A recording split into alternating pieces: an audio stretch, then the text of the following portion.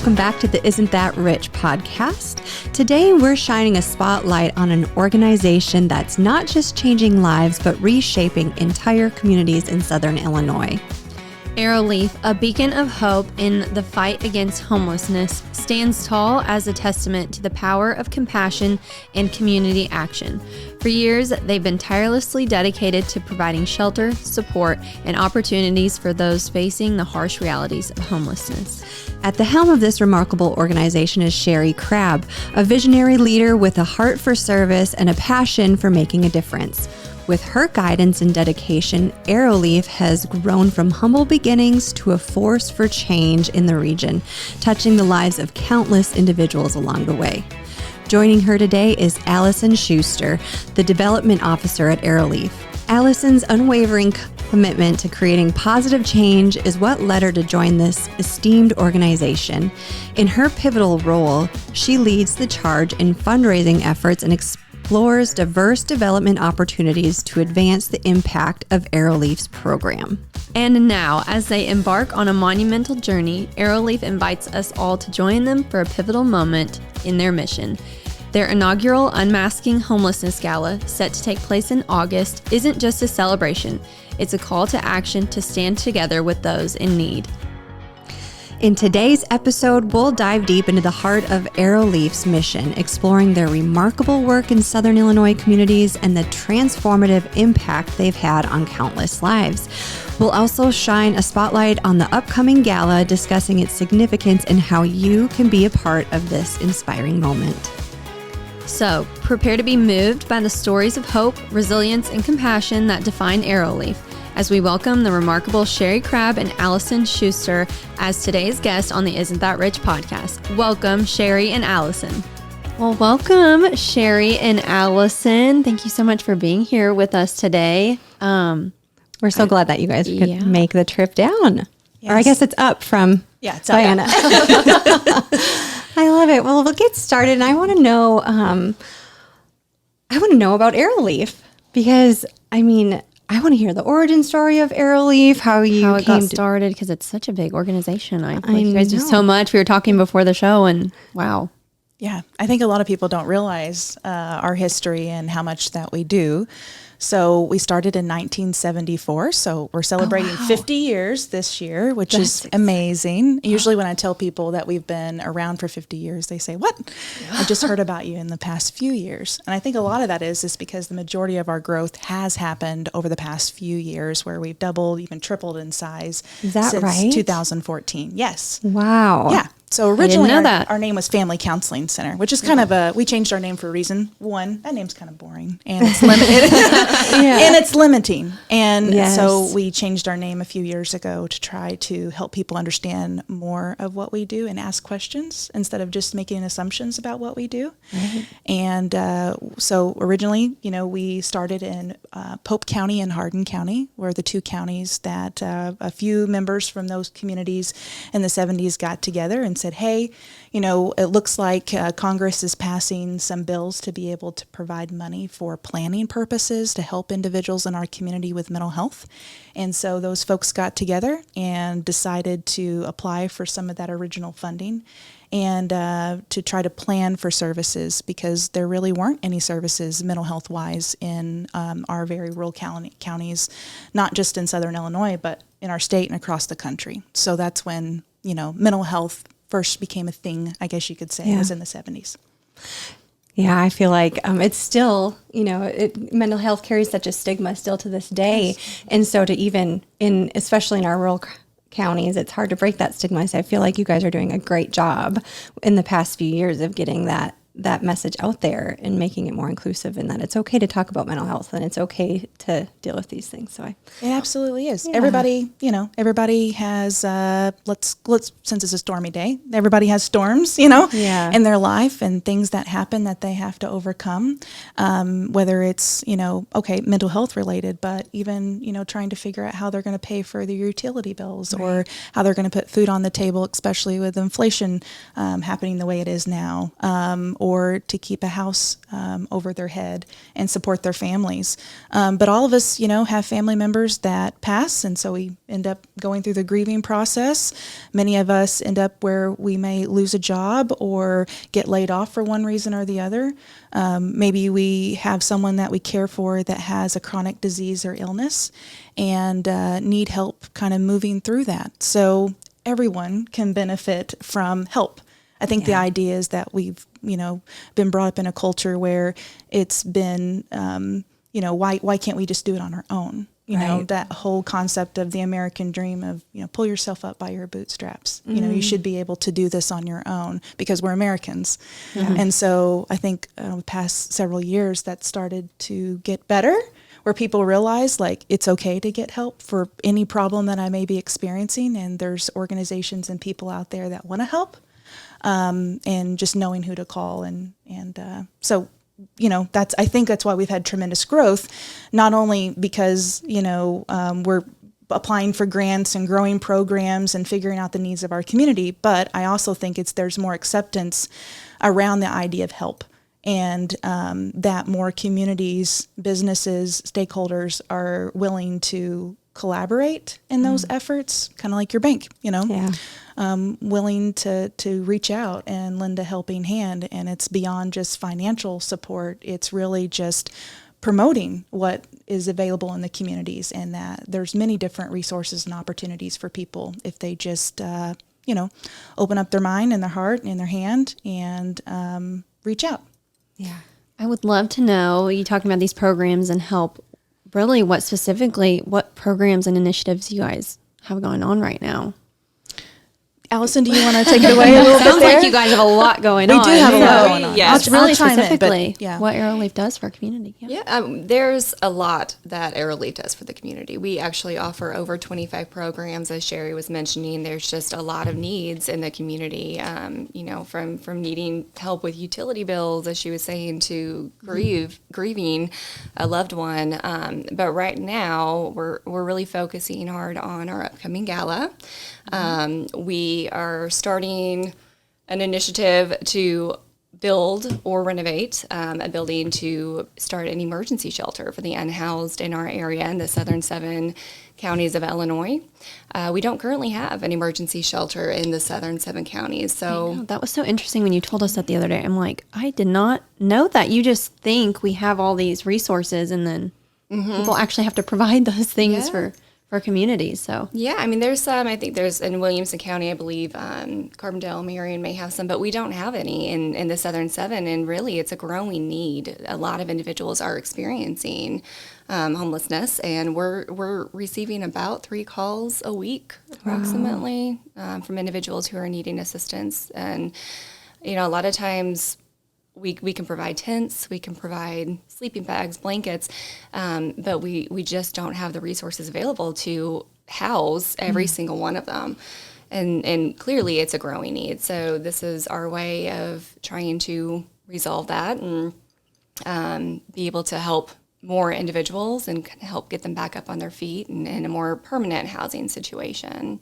You mentioned something the other day, Allison, when we were talking on the phone. A lot of people are looking for help with housing, and it might be a single gentleman with 2 kids, and a lot of the shelters that are currently available don't allow those type of or that demographic of people to or accept that type of person. You said there's women's shelters, but you don't see a lot. Yes, there's women's shelters. There a lot of the shelters. They do have rules of who they will accept and who they will not accept. And so we're looking to kind of combat that. As you were saying, if we have a father with children, a lot of times the father doesn't fit the bill to be accepted into these shelters. And so that kind of leaves them in a situation where if one can't get help, really none of them can. Right. And so we're not going to have the strict guidelines like that. And we're really aiming to be able to help many individuals in need, no matter what their situation is. Yeah, I agree. I would love to know, so you've been around for a while. Yes. What kind of an impact have you already had on the community that you've been able to see? And maybe you could give us some numbers, some statistics about what you've done in the area to really help your community. Yeah. So like I said, in the 70s, we started out in Hardin Pope County with just $70,000. That was the original grant amount. In those days, a couple years later, the organization became incorporated and began to take on a few more programs. But over the years, added on different areas of focus, serving individuals with developmental and intellectual disabilities, beyond those that need behavioral health treatment, substance use treatment. We got into prevention services, trying to prevent things before they started, instead of being more reactive. And it kind of ebbed and flowed from there. We increased on to provide services to those that are 65 and older, healthcare services for long-term care. We ended up providing 24/7 crisis services where somebody can pick up the phone any time of day, call us, and we'll have someone help them live, not a recording or anything along those lines. We really grew into the housing realm, which means more of like group home for individuals that have similar needs, that we're teaching them skills and training them in hopes that they can move out into the community on their own again, and really just blossomed from there. A lot of school-related services. But again, most of that growth has happened since 2014. Now we serve the southern 7 counties. We have 22 locations in the 7 counties that we serve. We employ over 200 individuals each year. But beyond having employees to do those services, and then we employ about 50 clients so that they can have jobs as well and meaningful careers as they kind of navigate the challenges that they have. Last year, kind of our economic impact to the region was more than $24 million that we were contributing back to the community. Wow. And we provided services for more than 5,000 folks in our region, which is huge. If you think about population in southern 7 county, there's a little more than 60,000 people that live in the southern 7 counties. I mean, you're talking about a very rural area of the state. Often when I'm talking with other people that work around the state, I have to kind of dial it in like, well, we only have one Walmart. Right. I have to say, tell them how many McDonald's that we have. Stoplight. Yeah. We have counties that don't have stoplight. To help them understand what we're talking about when we're talking about what rural Illinois looks like. Mm-hmm.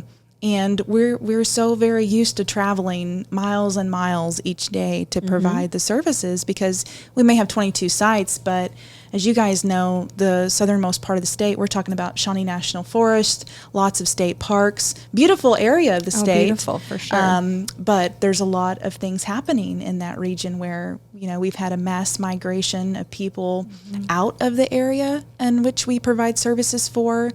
With Kentucky and Missouri being right there, a lot of people are jumping over and finding employment outside of our area, moving out of the area. Mm-hmm. We also see a huge number of people that are unemployed in our region or underemployed. We see a large number of families that are living in poverty. Mm-hmm. We see a large number of people that have health conditions or chronic diseases in our region. So unfortunately, while the area is, known for its beauty, across the state, we're also known for some of the poorest statistics around well-being than anywhere in the state. Yeah. So we've got a lot of challenges. We sure do. Which, again, has led to this, huge amount of opportunity to provide help to the region in hopes that we can, retain who we have, recruit people to come back and live in our region, and especially those that have servant hearts that want to serve the community, because there is so much need. Yeah. And there is hope. I mean, I know a lot of times when people drive through some of our communities, they really focus on what they see, and they see a lot of businesses that are closed. They see a lot of houses that are dilapidated. They see a lot of grown grass or tall grass in yards, and unfortunately that's what they see. And there's an automatic assumption of well, these people just haven't tried hard enough. They're just a whole bunch of lazy folks that don't want to do better, and it couldn't be further from the truth.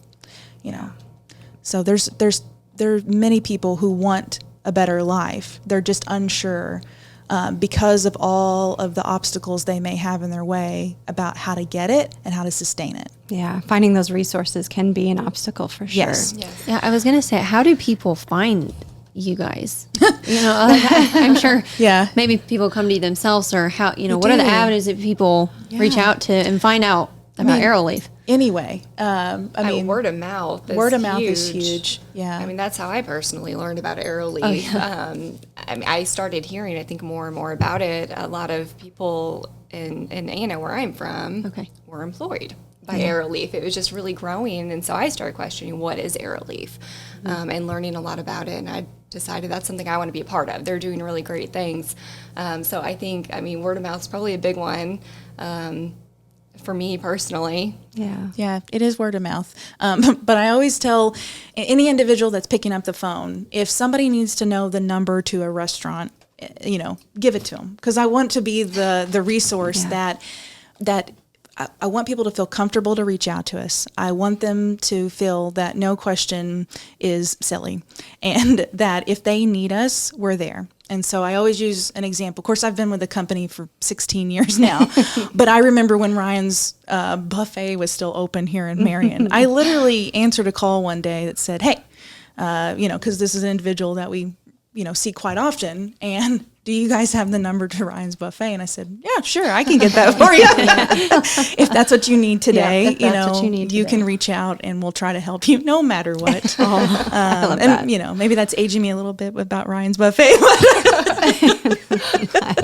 But that's kind of what I want to be known for, is a helping face, a smile, that no matter what they're dealing with, that we're going to actively listen to them and try to help them. And if we don't have it, we're going to try to connect them to maybe who does, because we don't provide everything. Right. We provide quite a bit, but but we don't do everything. Right. We're trying to meet a specific need of our community and be very strategic about it. Mm-hmm. I know that there's a lot of organizations that may be similar to ours that, if there's a grant out there, they're going to write for it. Well, I want to, there may be grants out there, but I also want to make sure that it's a good fit and it's worth our time and energy, and it's actually going to push our community forward, not just a cash grab. Right.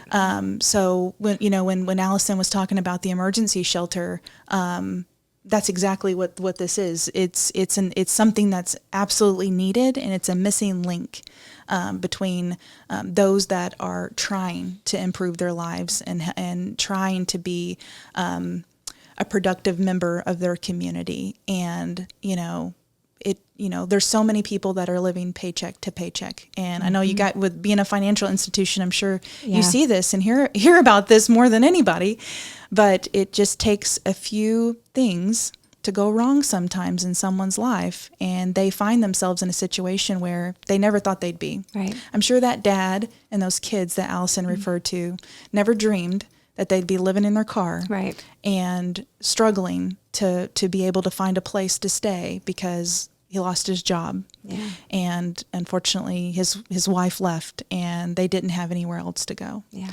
I think all of us sometimes take what we have for granted, and that it just takes a few dominoes to fall, and you may find yourself in that situation. I read somewhere we're all 5 decisions away, or 5 choices away from, or 5 things that happen to us away from, I can see that. Being in that situation. I think there's a stigma around the unhoused, unfortunately, but I think it's false. In most situations, I'm learning that people, they don't want to be in that situation. Yeah. They want to work. They want better for themselves. They just need a little bit of help. Yeah. I want to go back to the initiatives you're working on. So you're creating this emergency shelter, but you also this year have opened the cafe, and I think that's something to celebrate. Can you talk about that a little bit? Because I think that is just so neat, and what you're doing there is really affecting a lot of people for the good. Yeah. Yes. Allison, do you want to start? And sure. I'll pipe in. Sure, yeah. So we opened it in January. We provide work, employment for people in our developmental services. These people, they may not be able to find a job otherwise, and they're learning so much through being employed at the Cliff Cafe. The goal is, kind of taking a step back here, looking what's coming for our community. It's really a lot of tourism, hospitality. Thank you. And so this is giving them an opportunity to learn skills for hospitality and grow, in those skills, and hopefully one day be able to take it outside of the Cliff Cafe and get employment out in the community. So that is what it's providing. And really, it's been a hit from everything I've seen over the last several months. We've had a lot of interest in it. The food's amazing. I can definitely vouch for that. But overall, it's just been a really great program that I think the community has really welcomed. That's great. Yeah, so when we think about economic impact, that's very important to our organization, and we want to pay attention to that. Even though we're a nonprofit human service organization, again, our end-all goal is to help everyone achieve their full potential, improve their overall well-being, and we all know that that's going to take the community being economically stable. Yeah. And that means housing available, that means the basic resources, good schools, good community, good jobs. And there are individuals in our community that need to be a part of that conversation. If you look at the statistics around who lives in our region of the state, we have a disproportionate amount of people with disabilities that live here. We have a disproportionate amount of veterans that live in our community. And these are the individuals, unfortunately, that also take claim for the largest that are unemployed or underemployed in our region. So if you look at the statistics of who our workforce is right now, then we need to be able to, provide the training and education and sector skill training that they need to be able to fill jobs.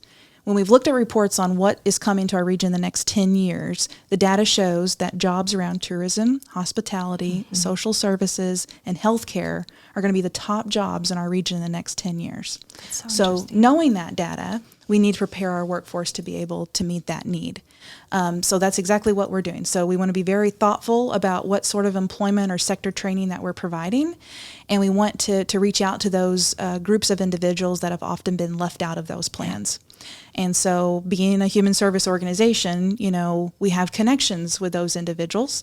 And so we're trying to bring them in, give them the skills that they need so they can be successful and hopefully land some of those jobs as more people learn about the Shawnee National Forest and want to come here and visit and stay here and, learn about all the different uniqueness that Southern Illinois has to offer that we don't offer in any other area of the state. So again, getting those folks ready to go. And so obviously feeding people is important.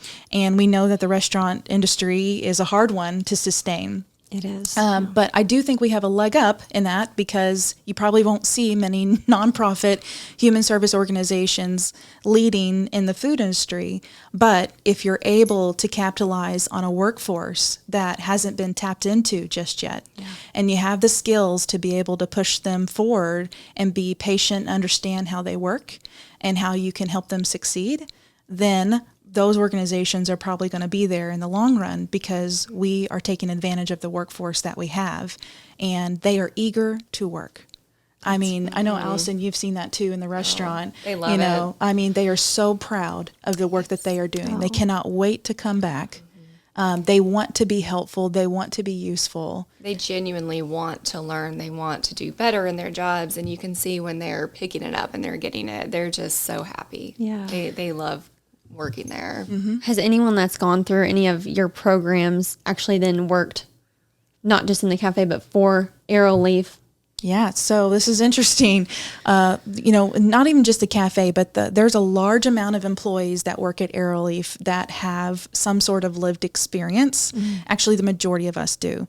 Myself, I was a client of the organization when I was 10 years old. I was in a foster care program that then Family Counseling Center operated. And actually, that was my first interaction with the company as a client when I was a kid. And Gosh, I have goosebumps. And, difficult situation, difficult upbringing, but, kind of helped me understand that there's a different life outside of what my family was used to working in, only still to this day, only person to graduate college, get a degree, and then I saw a job opening. I went into human services, and it was really from that original interaction that I had with that crisis worker and that counselor. And her name's Cindy McGee. She lives here in Marion, so she'll get a kick out of this. We've told our story around the state before, especially during the budget impasse, about helping people understand what's at stake here. And if, human services are cut or eliminated, we're talking about futures of people that could be completely shut down. My life would probably be totally different if I didn't have that interaction when I was a kid. Went to outside of my home, unfortunate situation, placed in a foster home temporarily, but was able to go back, and it's what my mother needed to get out of a very difficult situation. But I saw that there's other kids in our region that are dealing with similar things, and it helped me have a different perspective, like, wait, I don't have to grow up in this. I can choose to be different. This isn't just an automatic path that I have to be led on. So, very motivated to do something different, and did. And then the situation came full circle, 16 years ago, when a job opening for a therapist, which is my background, and came back as a therapist to help kids and families in a similar situation. But my story is actually not unusual at our organization. There are so many people that end up wanting to work in the service field because they have that personal experience, and they have that experience to be able to connect with people in a way that some others can't. Because, it's so important when you're dealing with someone that is struggling, whether it's with the addiction or a mental health disorder or homelessness or chronic illness, to be able to talk to someone that maybe has a little bit of experience. You can build rapport with them, and they will show up, and continue to show up because they see that you kind of get it and that you're not judging them and you're willing to help them out. So I may be an example of that, but right now we have an individual who's going to be featured on one of our videos coming up at the gala. So he was an individual that was homeless, and he was addicted to methamphetamine and for years, and also had a mental health disorder, schizophrenia. And his path was pretty grim. And he was, this is so odd because Senator Fowler was just at our cafe a couple weeks ago and was able to meet this individual. And Senator Fowler's assistant actually saw this individual on the side of the road, picked him up and took him to a shelter outside of our region. Because again, we don't have an emergency shelter, but took him to an emergency shelter. And that emergency shelter knew about our resources and called and said, hey, I have this individual who is struggling with substance use, a chronic mental health condition, has spent many, many nights out on the street, and really needs more help than what we can provide at our emergency shelter, because they're just a place to sleep at night. And so we took the referral, and we were able to have an opening in one of our group facilities where intense treatment around the clock is provided. And so he moved in. He was there for a few months, thrived, received treatment, saw our psychiatrist, stopped using, got connected with outpatient treatment. Then we were able to move him into a house that we have another program where we lease houses from local landlords for single individuals. And we were able to move him into one of those houses and support his rent. And so again, he continued to prevail and continue to get the help. And then it was time to, okay, let's think about employment. And so we worked with the WIOA program, which is a federally funded program that community action agencies have throughout the country, and they help support employment for those that meet a specific criteria. Sure. So this gentleman, we linked him up there, and so he is now working at the cafe, and actually his paycheck is supported by that WIOA program. He's making $14 an hour. He's working 40 hours a week for 12 weeks. And they're helping him get his food manager's license. They helped him get non-slip shoes and everything that he needs.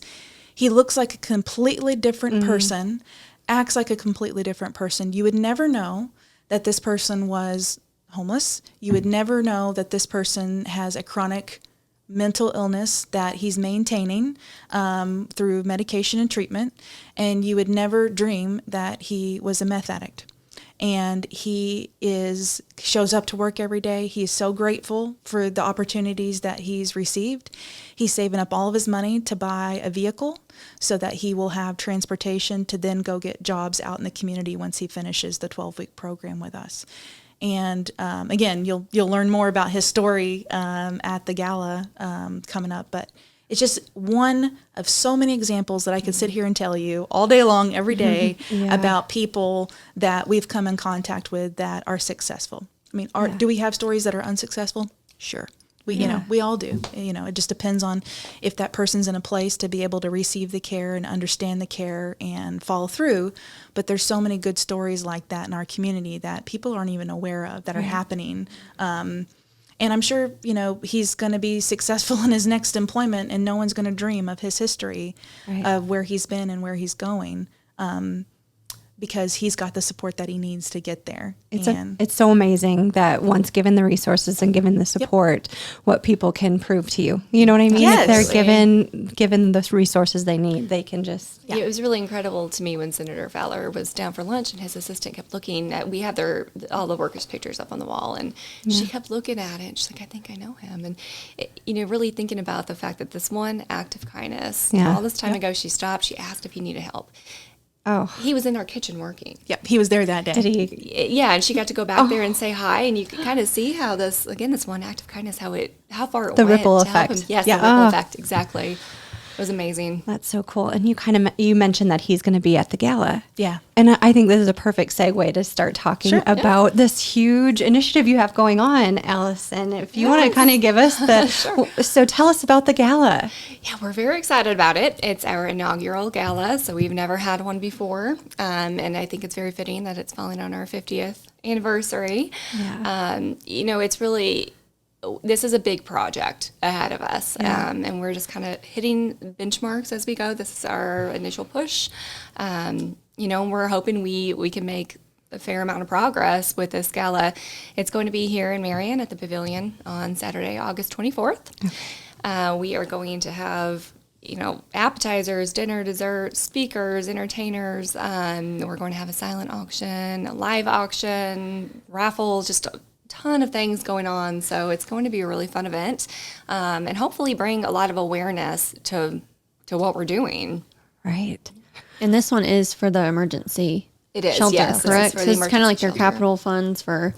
Yes. Yeah, it's our Unmasking Homelessness. It's a masquerade gala. Oh, how fun. I mean, what a good way to bring awareness. I think this gala will be great. Yeah, I think so. Yeah. I heard you had a Taylor Swift signed guitar. Am I allowed to say that? Or is that a secret? Christine said the other day that you guys are like, oh, we know people. Yes, we have a Taylor Swift autograph guitar that will be auctioned off in our live auction. Okay, well, all your tickets are going to be sold after this episode. So. If any girls are listening to this right now. We're putting in the live auction so everyone will have a chance to bid on it. How fun. I think it's going to be really, really big for those Swifties out there. Yeah. Definitely. And that's just one of many items that you're raffling many off. Items, yes. Wow. Yes. We have some property in Harrisburg that is, ready to be, it's partially renovated. Whoever bids on that, they have an opportunity there. It's very near Garden of the Gods. I think it's about 7 miles, and they have an opportunity. It's in Herod. Herod. Oh, yeah, I'm sorry. Herod, yeah. Yes. Yeah. Oh, I know right where that is. It's, I think it's an opportunity to turn it into like a B&B or maybe a hunting lodge. As we were saying, there's a lot of tourism in this area. Mm-hmm. So I think it's going to be a great opportunity for whoever bids on that one. So that's another raffle item. That is in our live auction. Live auction. We have a lot of baskets. We have a 2-night stay at the Havisham House and Alto Pass. Just a lot of smaller things for... I say smaller. I mean, they're significant sized prizes for the silent auction, and some of those bigger auction items will be in the live. How fun. Yeah, very cool. And so this, hopefully, you guys can raise some capital funds to get this emergency shelter started. Is that going to be in... Where did you say it was going to be in? I'm sorry. Here in Marion at the Pavilion? No. The emergency shelter. Oh, the emergency shelter. I'm sorry. So it's going to be either in Union County, Pulaski or Alexander County. Okay. We're still looking at our options, looking at locations. We do have our plans drawn up for and everything. We're just at the very beginning stages of this. Tell us about that, like just getting started with building one of these. Yeah, so we estimate it's going to take about $1.5 million to build on a 1 or 2 acre lot. So if anybody has 1 to 2 acre lot that they want to donate and get a tax write-off, please let me know. Okay. We hope to have it close to a city or a village area, but really just kind of right outside of town, and just to put some distance between some of the things that may be tempting to continue to be involved in, because we know individuals that experience homelessness often have substance use or mental health problems, just from our personal experience, and then other things that kind of happen along the way. But we hope the facility will house between 10 to 12 individuals at one time. Private bedrooms, furnished. We would provide the emergency shelter for 30 days. And unlike other emergency shelters in the region, oftentimes there's just kind of like hours. You come, you sleep, they may feed you, but that may be about it. This would be kind of around the clock, where individuals would be interacting with our team members that would assist them with all the barriers that they may be experiencing, and kind of trying to break those down over the first 30 days to find more long-term housing options for them. So say, for instance, if somebody comes in and they say, well, this is the one thing that would help me from, not being in this situation, whatever that may be, whether it's childcare, employment, a vehicle, food, maybe they don't have any identifying documentation, they've lost it, they need a social security card, they need their driver's license back, they just didn't have the means to find their birth certificate, so trying to break down some of those initial barriers, or saying like, I have a mental health issue or untreated one, getting them connected with treatment and psychiatrists and case managers and our doctors and our RNs, because we have a medical team that can assist them with any of their physical health issues as well, and get them connected with primary care doctors, and start to work on, like, say, for instance, somebody's come in and maybe they're diabetic and they haven't been taking their medicine, making sure that we get them connected with all those health resources that would prevent them. So pretty much 30 days of intensive help around the clock. We would, provide the meals to them. Luckily, we operate 2 client choice food pantries 24 hours a week, so we have access to, we're a member of Feeding America through Tri-State Food Bank, and so we have access to some food that we would be able to provide to those individuals, or cook for them if they wish that. We've got all of the team members ready and available. The big thing is having a place for them to stay that's safe and secure while we help them out. Because oftentimes we may see them, let's say on a crisis call today, we say, oh gosh, we're going to try to find a hotel. We only have like 3 hotels in the southern 7 counties, and that's not sustainable. It's too much money to be able to put them in a hotel every night. But the thing is the next day we may lose contact with them. Right. And so, being able to be there with them 24 hours a day to assist them and support them, that's the key. Yeah. Because those are extremely important hours to provide that care and help them understand that there's a different way, and that there's help there. Now, again, I know we're not going to be 100% successful, but we feel like we can be successful if we are able to provide that consistent contact with them, right. And help them see that there's a different way, and connect them with what they need. So that's kind of the setup of the facility.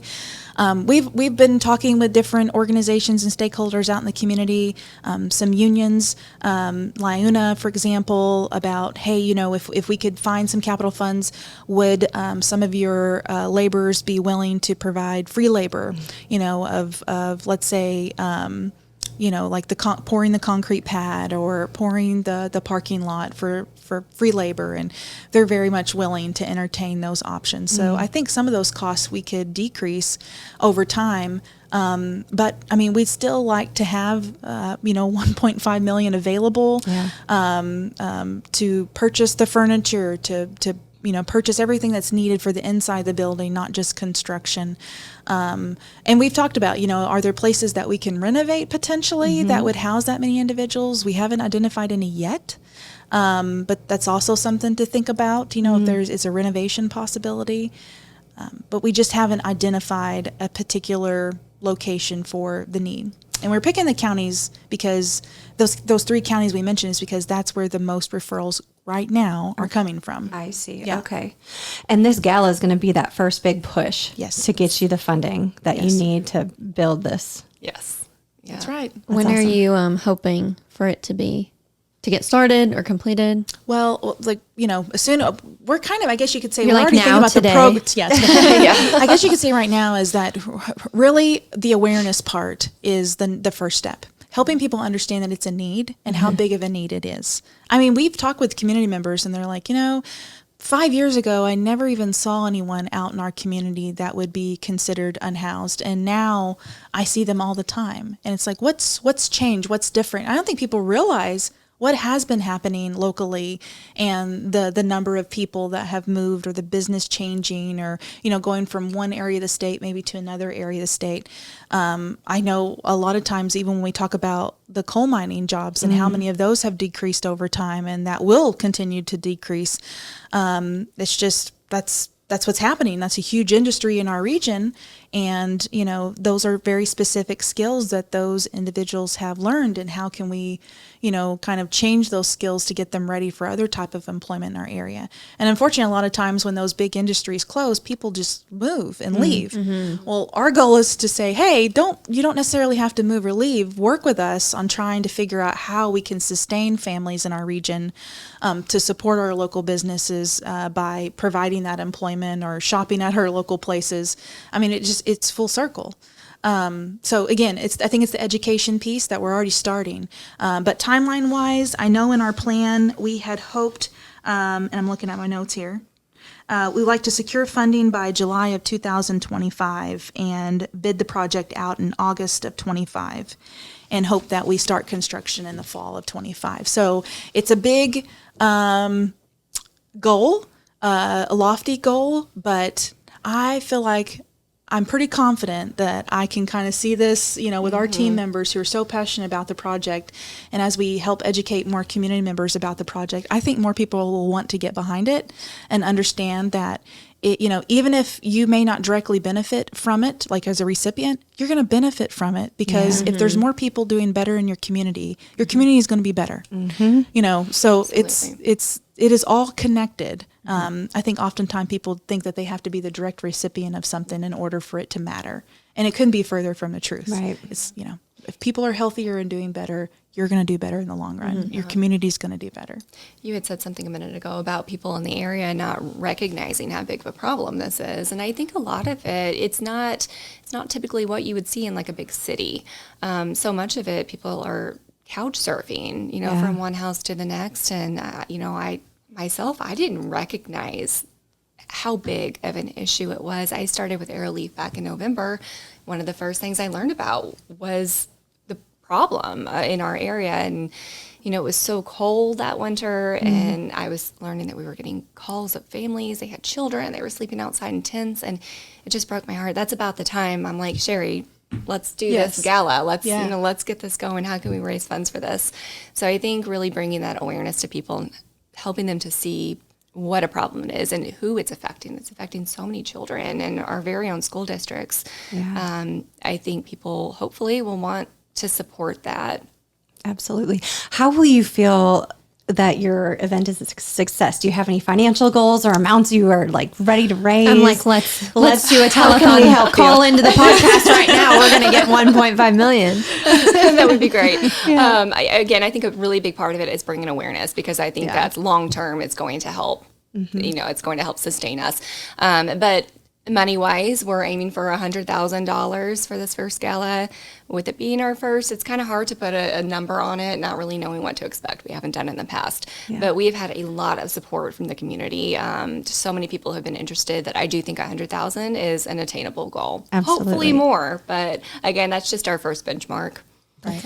Besides sponsorships and silent auctions and tickets and all that. Is there any other way that people listening can maybe help with the gala? Volunteer positions at all, or what else you guys kind of needing? We always need volunteers. Yes, we always need volunteers. And not even just for the gala. I mean, just in the organization period. If anybody's interested in volunteering, they can certainly, call us up and let us know, and we can find positions for them to help out in the organization. Okay. But again, I mean, tickets are huge. Just coming out and supporting it, you're going to have a great time. We've got a lot going on.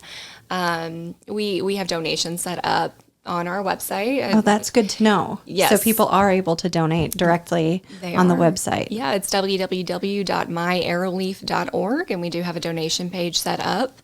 We get a lot of support in the community. So many people donating to things like our food pantry or just unrestricted funds. Here's some cash, whatever you need it for. I think so many can see the great work that Arrowleaf's doing, and people are very anxious to help support us. That's great. I could talk about this all day. I know. I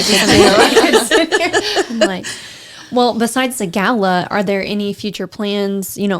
Maybe you don't because you're probably got a lot going on with the gala. We get it. We plan lots of events, so we live event to event here. We've been talking about this today, but do you guys have any, after the gala, what are your next steps, I guess, to acquiring funds, or do you even know? Or yeah, so capital funds, I mean, here's the thing. I mean, I know people are like, oh, there's probably a grant out there for that. Well, capital funds are very hard to I guess, fun one is to find grants for. Yeah. Yeah. I mean, during COVID, there was probably a lot of capital funds out there, and they were for specific things and restricted, and you had to, meet the COVID criteria. So this is a little bit different because it's really not about that. And there's just not a lot of capital funding available for community members to kind of start. Now, when the program is built, do I think that there'll be funding available for programmatic things? Yeah, absolutely. Especially when we're talking about the employment connection, helping them connect with resources for their mental health or physical health. There's going to be grants out there for that, mostly probably federal grants. But I can't apply for those until I have brick and mortar. Right. So the brick and mortar is huge. I know, speaking of bricks, you're selling bricks, aren't you? Yes, that's another one. We are going to be selling bricks. You can have your name engraved, or really whatever you want engraved on it. We are calling it a step in the right direction, and it's going to line the path or the sidewalk leading into the emergency shelter. Oh, cool. You're hired in marketing. Seriously, that's brilliant. Well, and to get people to feel like they actually contributed, like seeing something concrete like that. Yes, it's cool. Yeah. I love it. Yeah, and we're looking for sponsors. If you want your name on the building, then we have a specific price tag for that. For anyone who wants to name the building, put their business up on it, that's an initiative that we have and which we'll offer. Really, our heart is at actually providing the help and services. So beyond that, I mean, and we're really, it's kind of a blank slate, I guess you could say. Mm-hmm. But I do think with local businesses like Farmer State Bank and laborers such as the LIUNA and different organizations like that, I think that there will be plenty of people that will help support what we're doing, because I think those organizations see the bigger picture of what it means. It's just helping our regular day-to-day neighbors understand the importance of it. And again, getting away from thinking that these people done something in order to, or did something in order to get themselves in the situation. I mean, maybe they did, but let's talk about maybe why they did. Yeah. And we start digging really deep, you find out all the reasons why that maybe led someone to make a decision, or maybe they're dealing with something they have no control over whatsoever. And like once you start digging and actually knowing the person and getting to know them, the real human being behind it, then you realize that, it is so important to reach out and help those people instead of just looking at them as they're wanting a handout. Because we hear that. I mean, I've worked in human service long enough. I hear those things. But again, when you start actually getting to know the person, you realize what happened. And it wasn't just because they were looking for a handout. Right. I mean, there's potential they were a child and kind of were brought up in a situation that was all these obstacles were in their way, and There's a reason why today they struggle with what they struggle with. You just have to look beyond that and look beyond, I know a lot of times when they see people that maybe are actively using drugs or alcohol, they just kind of look at that, and it's like, ask why. Yeah. Why are they using? Why did they get in that situation? And that's what people need. I mean, that's what my experience is personally, but also for the people that we've served over, more than a decade that I've been there, is people so appreciate when you ask why and not assume or make a preconceived notion about somebody just based upon how they look or, on that day that you interact with them. Yeah. Gosh, if people saw me on Sunday morning at Rural King, they probably... You said something earlier. My mom and dad were there, so they probably saw you. They probably saw me. Like, she needs help. No, Sherrie, you said something earlier that we really relate to, and it's kind of our mission here and why we do this podcast. It's when our community is doing well, our bank is doing well. And so it's kind of the whole purpose of Farmers State Bank and why we're a community bank is we want our followers, our listeners, to be able to have the information they need to succeed financially. And I feel like you're doing that as well. Yes. I mean, you're providing those resources, the people in the community. So when they're doing well, you're doing well, we're all in it together. Yes. Yeah. So I think that's so cool. If you were to leave any last pointers or any last comments with our listeners today, what would you want them to know, or what would you want to leave with them? So I would say, just kind of taking it from what you were saying, so many people, they just need hand up, not a hand out. And I think that's something that so many of us need to work past and really understand. And hopefully we've helped the listeners kind of understand, where we're coming from and why we're wanting to help these individuals and the need in the community. And you had asked a few minutes ago about what people can do to help out. Another thing I will throw out, our gala website, it's www.myarrowleaf.org/gala. And from there, if anyone's interested in sponsoring, they have that option. If you have an item that maybe you'd like to donate for one of the auctions, you can do that there. You can purchase tickets. Tickets do go on sale on May 10th. May 10th. Yes, May 10th. Couple days. A couple days. Any support we can get, we absolutely welcome it. That's great. What about you, Sherrie? Any last? Mine's probably going to be a little bit more philosophical. It's because that's just the way I tend to be. I think the biggest thing for anyone listening, and it's not even just about the gala or what we're doing, it's just the idea that when you see someone that's in need, people often avoid eye contact with people because it makes them feel uncomfortable. And I've been known to be that person that walks through a city and I make eye contact with a lot of people. And I think I probably make them feel uncomfortable because they're like, oh gosh, why is she so weird? She's staring at me. But it's, I think it's just the idea that we are all humans. And we all deserve dignity and respect, no matter what situation that we are in. And I think if you see someone that seems to be struggling, if you just make eye contact and just smile at them. And I'm not saying you have to stop and you have to help. If you do, fantastic and great. And I can hear my husband saying, but be careful while you do it.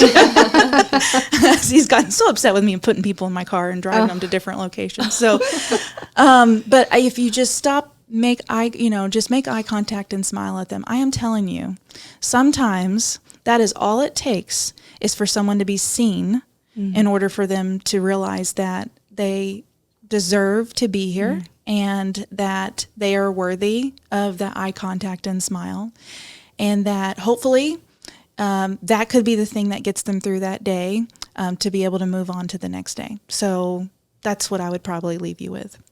That's great. Well, thank you both. I feel like I've I learned love so this much. episode. This is so good. But I think you guys are doing such a noble thing in our community, and I'm so thankful that we got to sit down with you. This has been great. Thank you for sharing everything with us. Yeah. It's been wonderful. Yeah. And again, August 24th at the Marion Pavilion is tell me the name of it again, the Unmasking Homelessness Gala. Homelessness Gala. Yes, it's a masquerade gala. Bring your best Unmasking. Yes. I can't wait. I can't either. It's going to be a great event. We're looking forward to it. So thank you again. Thank you you both again for being here. Yeah, thanks for listening. We will see you next time. So Jill, where do we go from here? Be sure to check out our show notes for this episode, and also be sure to follow us on social media and subscribe to our newsletter. And we'll see you next week. See you next week.